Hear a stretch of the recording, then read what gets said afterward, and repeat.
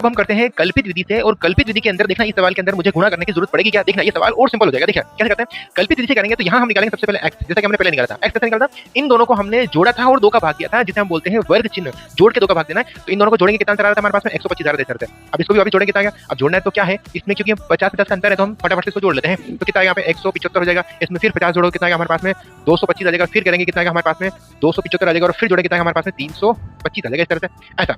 अब देखिए क्योंकि इनको गुणा मैंने जब इसको प्रत्यक्ष विधि से किया तो गुणा करना पड़ता है, लेकिन अब देखिए हम इसमें निकालते हैं डी। डी का मतलब है कल्पित। कल्पित का मतलब कल्पना कर रहे हैं, अज्यूम कर रहे हैं, यानी कि ये जो मेथड है वो कल्पित है, कल्पना करके हम मान रहे हैं। तो कल्पना कर रहे हैं कि जो डी का मान है वो कैसे निकालते हैं, इस पूरी एक्स में से हम ये घटा रहे हैं, ये वाला। क्यों घटा रहे हैं, क्योंकि मुझे इसको गुणा करने में टाइम लग रहा है, तो मुझे इसको छोटा करना है। अगर ये संख्या छोटी हो जाएगी तो मैं गुणा आराम से कर पाऊंगा, तो इसीलिए मैं इसमें से घटा रहा हूं। तो देखो घटा के देखते कैसे करेंगे, एक्स में से हम घटाएंगे 200 और 25 घटाएंगे, इस तरह से। ठीक है, घटा के देखते हैं। तो घटाना और कहीं से नहीं, यहीं से घटाओ। अगर मैं 225 में से 225 घटाऊं, मतलब मुझे इस पूरी में से घटाना है, तो मैं ये 225 इधर से घटाना शुरू करूंगा। तो 225 में से 225 घटाएंगे तो 0, और यहाँ लिख दो इनके बीच का अंतर कितने कितने का 50 का, तो यहाँ तो माइनस के 50 लिखते जाओ और नीचे प्लस के 50। कैसे, ये तो हो गए माइनस के 50 और ये हो गए 100 के माइनस के, वो भी इस तरह से, और यहाँ प्लस के हो जाएंगे और यहाँ प्लस के 100 हो जाएंगे।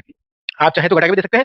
अब देखिए अब गुणा करना कितना आसान रहा। पहले मुझे 4 को 125 से गुणा करना पड़ रहा था, अब मुझे 4 को सिर्फ 100 से गुणा करना पड़ रहा है, यानी कि अब तो मैं आराम से कर सकता हूं क्योंकि मुझे गुणा करने की जरूरत नहीं पड़ेगी। तो क्या करूंगा, मैं 4 को 100 से इंटू करूंगा, कितना आएगा माइनस के 400, यानी कि मैं किससे गुणा कर रहा हूं, f को d से कर रहा हूं, इसीलिए यहाँ लिखते हैं fi और लिखते हैं di, इस तरह से। अब 5 को इससे करेंगे तो माइनस के 250, इसको इससे करेंगे तो 0, इसको इससे करेंगे तो 100, और इसको इससे करेंगे तो 200, इस तरह से।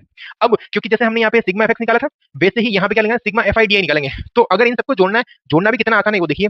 ये तो है माइनस माइनस वाले को जोड़ दो, माइनस के हो गए 650, और इन दोनों को जोड़ेंगे तो हो जाएगा प्लस के 300, इस तरह से। अब देखो ये माइनस के है और ये प्लस के, इन टोटल जोड़ कितनी आएगी, यहाँ आ जाएगी माइनस के 350, क्योंकि 650 तो है माइनस के और ये है प्लस के, तो यहाँ आ जाएगा माइनस के 350। अब देखिए जो कल्पित माध्य का फॉर्मूला है वो कैसे बनता है। नॉर्मली हमने पहला जो फॉर्मूला देखा था, हम यहाँ कर रहे हैं कल्पित माध्य से। किससे कर रहे हैं, कल्पित माध्य से हम कल्पित माध्य निकाल रहे हैं इस तरह से। तो देखो नॉर्मली फॉर्मूला क्या होता है, हम fx लिखते हैं, इस बार यहाँ सिग्मा fi di लिखेंगे क्योंकि हमने d से इंटू किया है, n बटा में वही हम यहाँ पे f लिखते हैं, तो यहाँ पे हम लिख देंगे। लेकिन लेकिन लेकिन क्योंकि हमने इसकी जो जोड़ थी, गुणा थी, उसको सिंपल किया था, तो हमने घटाया क्या, ये चीज घटाई थी, यही चीज दोबारा से जोड़ो इसके अंदर। इसका मतलब मैं यहाँ पे लिखूंगा a, और ये a और कुछ नहीं है, हमने जो एज्यूम किया था, इसका नाम a से इसलिए लिखते हैं, एज्यूम किया था इसीलिए लिखते इसको लिखते हैं a से, यानी कि हमने माना था।